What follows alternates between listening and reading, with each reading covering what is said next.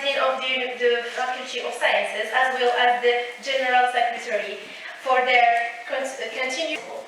We also warmly thank the administrative and the technical staff of the faculty for their dedication, professionalism. L'université Chouaib qui peut être parmi nous aujourd'hui pour une contrainte de dernière minute. Monsieur le Président, professeur Omar Sobhi, mon résident de l'Académie Hassan II des sciences et techniques, le doyen de la faculté des sciences, messieurs les chefs des établissements, monsieur le président professeur Sobhi, monsieur le vice-président et vice-doyen de la faculté des sciences, monsieur le directeur du pôle doctoral et directeur du centre des études doctorales, sur les avancées scientifiques et techniques dans ce domaine, réunissant chercheurs professionnels et universitaires du monde entier. Monsieur le vice-président de l'université Chouaib Toukaly, monsieur le doyen de la faculté de sciences, chers professeurs, chers participants, chers invités, à la valorisation des ressources naturelles est placé sous le thème biotechnologie et développement durable. Le congrès RENA 2025, accueilli par la faculté des sciences de l'université Chouaib Toukaly à El Jadida, constitue un espace scientifique privilégié de réflexion, d'échange et de partage entre chercheurs et membres de l'association des chercheurs en sciences et technologies. Je tiens à souligner l'importance de ce congrès pour notre association. Depuis sa création, ARS contribue activement à la promotion de la recherche scientifique à travers l'organisation de journées scientifiques de formation.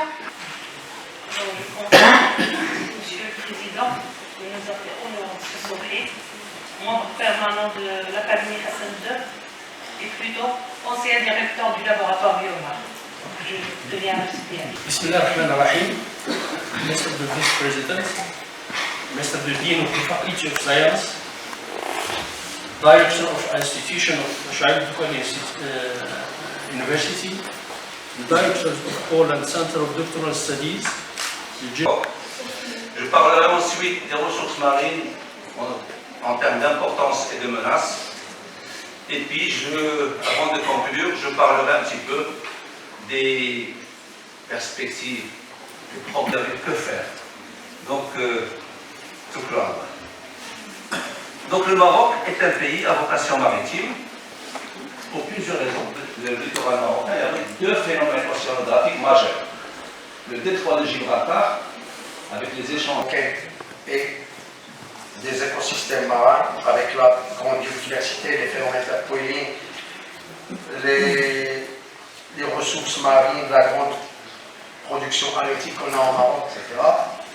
Et aussi donc les menaces, surtout les menaces donc, sur ces ressources marines, donc, qui sont soit au niveau climatique, donc pour les qui nous a fait revivre un peu l'épopée le travail dans les sciences et techniques de la mer au niveau de l'université.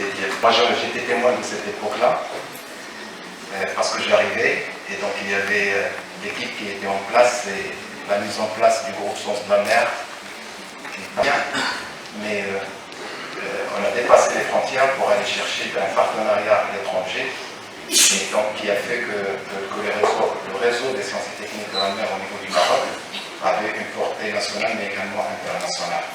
Et donc, je crois que